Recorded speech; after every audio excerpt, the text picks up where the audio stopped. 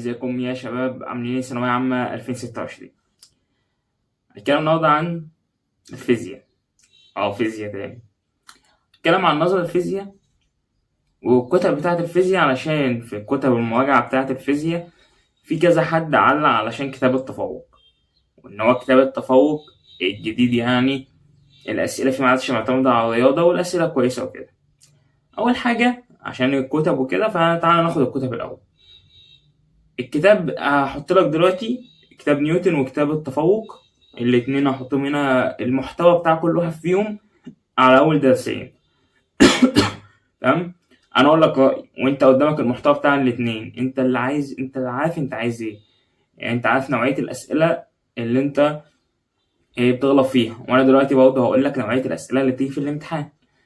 أول حاجة كتاب التفوق، يعني أنا حسيته اللي هو بقى كتاب الامتحان متطور، يعني مش معتمد على النسب والنظري اللي انتوا بتحسبوه نظري بتاع الكهربية زي كتاب نيوتن. طبعا انت طبعا شوف الفرق بين الاتنين، انا ممكن احط لك الاتنين واحد يمين واحد شمال. تمام.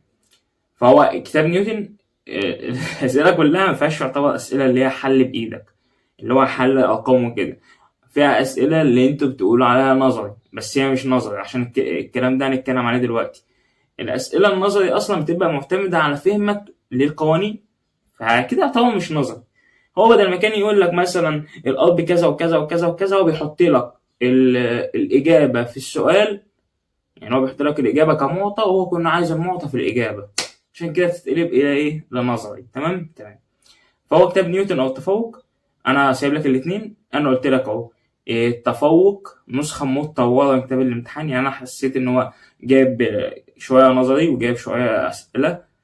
نيوتن معتمد اللي هو على النسب ومعتمد على اللي هو النظري أكتر من التفوق طبعا. فهو ده رأيي في الكتابين. في طبعا كتاب الأفق والأضواء ما شفتش حد فيهم الصراحة، فعشان لو حد هيسأل يعني. تعالى نتكلم عن نظري الفيزياء. أنا عرض لك دلوقتي كذا سؤال، أنا عايزك تقول لي، يعني أنت مثلا هعرض دلوقتي الأسئلة عندي وهختاركم بالترتيب إن شاء الله. أول سؤال مثلا اللي هو مثلا خلينا في السؤال رقم 40 ده: لديك عدة موصلات كهربية يمر بها تيار كهربي وجاء بالشكل المقابل، فأنا عقدت الرياضيات التالية تعد صحيحة. ماشي. هو عايز كثافة الفيض المغناطيسي.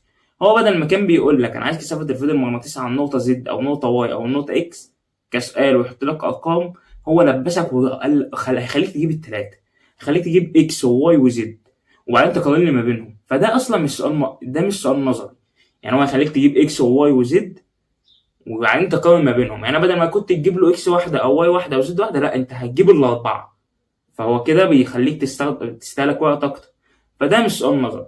او السؤال رقم 39: ملف دائري عدد لفاته ان نصف قطر يعني هو عايز نسبه، لو انت تعرف تعوض في القانون هتعرف تحل. طب لو انت مش بتعرف تعوض في القانون، انت تعمل ايه؟ انت لازم تفرض ارقام يعني خلي بقى يعني لو انت مش بتعرفش تفرض ارقام حاول. يعني هو انا كنت بحب الصراحه لو المساله مثلا زي مثلا 39 دي معقده معايا، احب افرض ارقام لكل حاجه وتتحل واحلها عادي، مثلا احط البي بحاجه وكذا وكذا واشوف الاجابه في الاخر هتديني ايه من الاختيارات.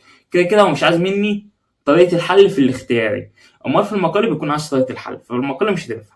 فانا بقول لك اهو، لو اسال مثلا لو في اسئله هو مديها لك كمجاهيل، حاول تعوض بأرقام، اللي هو تفرض أرقام وتعوض بيها هتجيب السؤال عادي. السؤال تاني مثلا اللي هو مثلا ما الترتيب الصحيح لمقدار قوى الدفاع المستحثة المتوسطة في كل ملف؟ نفس الحوار، بدل ما كان يخليك تجيب EMF واحدة مثلا يجيبها لك على هيئة مسألة خليك تجيب واحدة، هنا خلاك تجيب واحد واثنين وثلاثة وأربعة. تمام. يعني لو انت فاهم الحتة هتعرف تجيب الأربعة، مش فاهمها خلاص. يعني هو بدل ما كان يديك القانون وكذا عشان هو حاطط لك القوانين فين؟ في وقت المفاهيم، فهو مش هيكون عبيط ويجيب لك القوانين في وقت المفاهيم ويجيبها لك هنا بالارقام وتاخد هنا وتحط هنا. لا، هو عايزك بقى تكون فاهم القانون ذات نفسه. هكون فاهم القانون ذات نفسه وفاهم الفكره هتعرف تحلها، مش فاهمها ضاعت الدرجه. السؤال برضه 12 نفس الكلام، بدل ما يجي يقول لك عايز النقطه، عايز جهد النقطه سي، لا هو هيخليك تجيب سي وبي ودي واي وبعدين تقارن ما بينهم. هو بيحط يعني الأسئلة دي بتاخد وقت الصراحة في الامتحان، فهو ده امتحان دايما 2023 عشان ما نقش 34. ده مثلا ده ممكن ده يعتبر سؤال نظري، اللي هو عند لحظة الغلق وعند الفتح، ده سؤال نظري. يعني مثلا ده يعتبر سؤال نظري عادي. يعني انت لازم تكون الحاجات دي كانت برضه موجودة في كتاب الامتحان كنظري والمعظم بيشرحها. السؤال اللي بعده نفس الحوار، بدل ما كان يخليك تجيب عند نقطة اكس او واي او زد او دي، لا هيخليك تجيب التيار بتاع كل واحدة فيهم وتشوف مين أكبر ومين أصغر. يعني إيه؟ علشان بيشوف مين أسرع ومين فاهم، مبيشوفش مين هيبصمج القانون ويكتبه. ولو عايز القوانين أنا في كده ملخص لقوانين المنهج كله هنزل على التليجرام، فهسيب لك لينك التليجرام في الباي ولا في الديسكريبشن، ده معرفش والله، بس أنا ما عنديش بنزله. فهو بس أنا نزلته على التليجرام. مثلا إيه الأسئلة بقى بتاع النظري بقى؟ أسئلة النظر الفعلية بتبقى أسئلة حديثة. يعني مثلا عندك هنا أي من الأشعة التالية في عملية تصوير ثلاثي الأبعاد يوجد اختلاف في الطول بين فوتوناته، حديثة بحت، لازم تكون حافظ. دي أسئلة إيه نظري.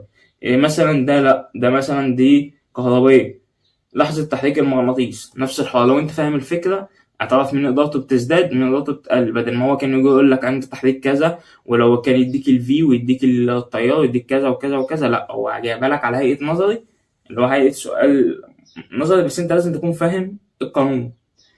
زي ما قلت لك، او هو الحاجه الوحيده اللي في نظري بحت الحديث، الشكل المقاول يوضح كيفيه تكوين صوره الهولوجرام. اي الاختيارات التاليه يمثل الاشعه المرجعيه. لازم تكون عارف الحاجات دي من نظر الفيزياء الحديثه. يعني الفيزياء الحديثه هي اللي تعتبر نظري بحت. عند النظر في العدسه العينيه في كل مقياس طار، لازم تكون حافظ الحاجات دي طبعا. تمام. فهو الفيزياء الحديثة هي اللي يعتبر نظري قروية، بيشوفك فاهم القانون ولا لا. هو ده يعني الفرق ما بين الفيزياء الحديثة والفيزياء الكهربائية في النظر. ده اللي أنا شايفه. بس كده يعني، هو ده يعتبر حاجة سريعة كده إن شاء الله. ما تنساش بقى في آخر الفيديو، يعني 7 رمضان زي ده من 8 سنين كان وفاة والدتي، فما تنساش تدعي لها بالرحمة والمغفرة. دي أول ما أطلب منك حاجة. وده كان نهاية الفيديو بتاعنا. أسيب لك آية قرآنية كده مع التفسير بتاعها، وبعدين نختم. وليس للإنسان إلا ما سعى وأن سعيه سوف يرى ثم يجزاه الجزاء الأوفى. لا دي أنت عارفها وحافظها صم، بس ممكن ما تكونش مصدقها، أو ممكن ما تكونش في حتة كده فيها جاب أو فيها حاجة مش مفهومة. تعال نتكلم فيها. أنت دلوقتي تسعى في أمر من الأمور من تفسير الآية، إن خيرا فخير وإن شرا فشر. يعني لو كان ده خير، لو كان سعيك في الخير فهتاخد الخير.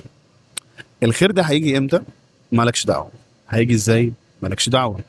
هيجي بأني طريقة برضه مالكش دعوة. الثلاث حاجات دول عندنا فيهم مشكلة جامدة قوي. تعالى ادي لك مثلا واحد في كلية وفي قسم معين وبيسعى وبيجتهد في القسم ده وبيذاكر وبيعمل، وبعد لما دخل الامتحانات سقط. طب اول حاجة هتيجي في باله ايه ده؟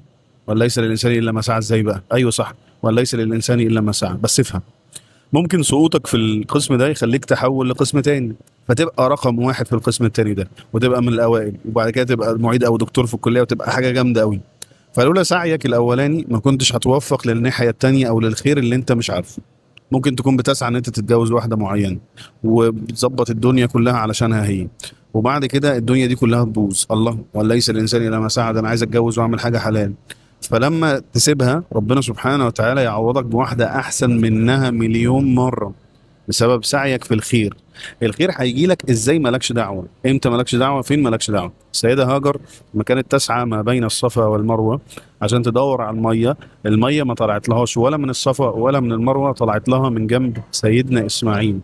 نتيجه السعي اللي كانت بتسعاه السيده هاجر طلعت نتيجه وطلعت خير، لان هي كانت تسعى للخير فطلع لها خير. الخير ده طلع منين؟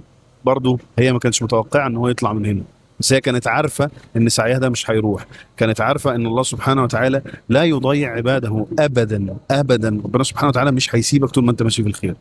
فمش عايزك تقلق ولا تخاف من حاجه طول ما ربنا سبحانه وتعالى معاك وطول ما سعيك للخير. مالكش دعوه امتى، مالكش دعوه ازاي، مالكش دعوه فين. ربنا سبحانه وتعالى اعلم بالخير منك، وربنا سبحانه وتعالى مش هيضيع تعبك. واوعى تشك في ربنا سبحانه وتعالى. والسلام عليكم ورحمة الله وبركاته.